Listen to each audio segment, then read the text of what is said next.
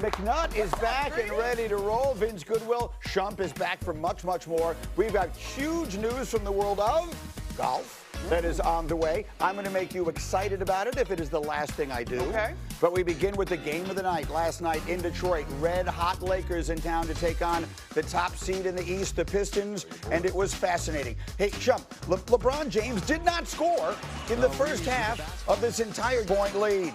After a time, That music, DJ. he had a career-high 30, Pistons by 1. Ensuing Laker free throws are good, so that's how the win streak comes to an end. The Laker 9-game streak comes to a close, playing without Cade Cunningham. The Pistons get the win. Now back to LeBron. He's played 1,613 games in the NBA. This was just the third time that he had 0 points in the first half. In fact, it was the latest into a game he ever scored at first points in his career. And he was asked about his role when it was over. Did you feel comfortable? I think this was the third time in your career only where you had a scoreless first half, but it still felt like you were in the game. That makes sense. It's the role that I'm playing for the ball club. In order for us to win ball games, it's the role that I'm playing, and it's just how the game is moved.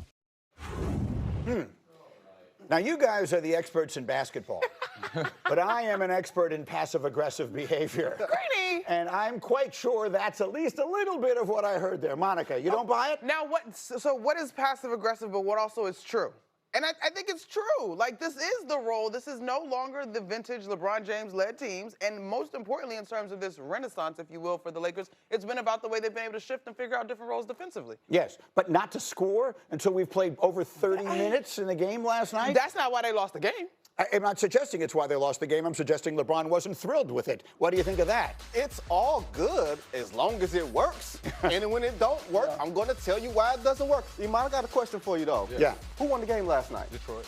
Who were they without? Huh? Who were they without last night? Cade Cunningham. And who else? They were also without Isaiah. I'm just curious. Yeah. They didn't have a guy. They didn't have their guy. Seriously. Oh, my gosh. What are we saying? I'm saying we are now realizing, we were just talking about it in the back. We have a LeBron James that has had such a great career that the Detroit Pistons can go out here and end their streak, and we're going to highlight the Lakers. Yeah. That's unbelievable. Even highlight his quote, when his quote is nothing but the truth. I am no longer the first option. You shouldn't be expecting me to have all these scoring tandems and all this stuff going on. Right now, I'm just filling the holes, filling the gaps. I'm making sure the train stays on the track. You were his teammate at a time when obviously he was in a completely different stage. It was different. Of his career, understandable. Hey, you can't do that back then now, Bron. We needed you back then. Ain't got time for that back seat back then. You know what I'm saying? What I think Vince is saying is that LeBron is 100% good with playing whatever role you want so long as we're winning. But when we don't win, then maybe we're not quite as happy Well, about they're it. not invincible if LeBron plays this role. You know what I'm saying? We still know that they need help on the interior. We still know that they're going to need help defensively down the stretch. I know they're getting it done on this streak with team defense, but sometimes you need an individual to be able to guard at the end of games like we saw Detroit doing at the end there. They've still won 9 out of 10. They're obviously still red hot. Have what they've done over the last 3 or so weeks changed your perspective of what their ceiling is when we get to April and May? Well, I thought their ceiling before Green was a first-round team, depending on the matchup. Now I think, especially if they play Houston in the first round, because they're so good in the clutch last night notwithstanding, they can get to the second round. But I think that's kind of where it is. Because I think there is a gap between Oklahoma City, San Antonio, and everybody else, and they are the head of everybody else. Yeah, I would agree with that. And I think, to me, as we look at that 3, last week it was the Nuggets, and I didn't think they were going to get out of that series. This week it's Houston, and I would agree with Vince that they've got a better chance.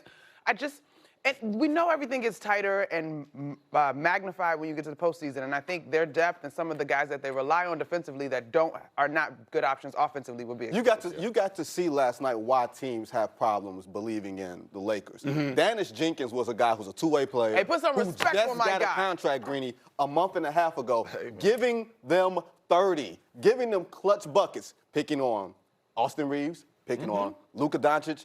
Imagine those guys in a playoff situation, Right. picking on the Lakers. Yes, and if those guys aren't Jenkins, but they are, I don't know, Shea Gilgeous-Alexander, good luck, right? Then it gets a whole lot more complicated. Okay, so the Pistons with a really nice win without their superstar. Pistons in Detroit.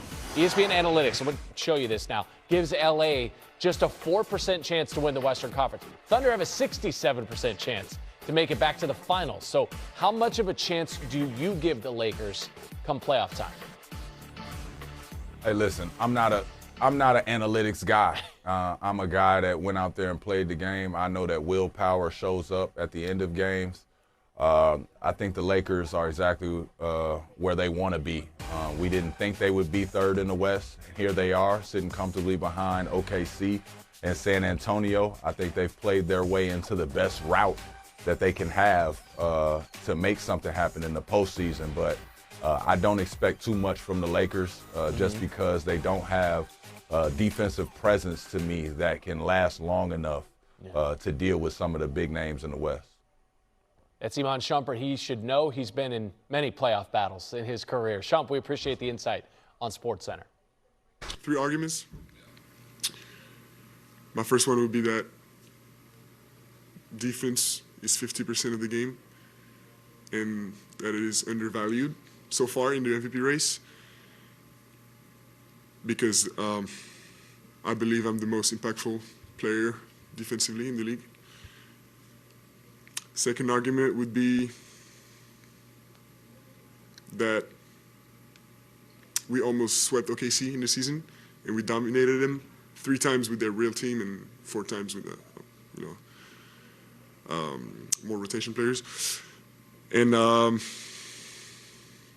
third argument would be that offense impact is not just points. Hey, we are with Iman Shumpert this morning, our NBA analyst. We were talking about we haven't seen a cocky Frenchman like that since Jean Valjean in Talladega Nights. Shump, okay, Wemby makes his case for MVP after the game. What do you make of what he had to say? I think he told no lies. I think he said everything he needed to say. I think they put him on the spot by asking him that. And they thought that he would take this high road or this humble route to giving them an answer. And I don't think he did that. I think he showed that I work hard for this and I want this. This is something that he's probably wanted since he was a child. And there's nothing wrong with living in that innocence to say, if I go out here and I do everything that I'm supposed to do, I lead my team the way I'm supposed to lead my team, I should be in that conversation. He feels like he deserves it, and that should be internalized. But, you know, he got asked the question and he laid it on the table. I love this because we got a league of people that answer things politically correct. I think he answered this from his heart. And to your point, I mean, the effort level is constant on the defensive end. There's no metric for shot alterations, and he does that. He makes people second-guess their original plan on the defensive end of the floor. Let's keep it in the West. Lakers' 9-game win streak. It ended last night. They lose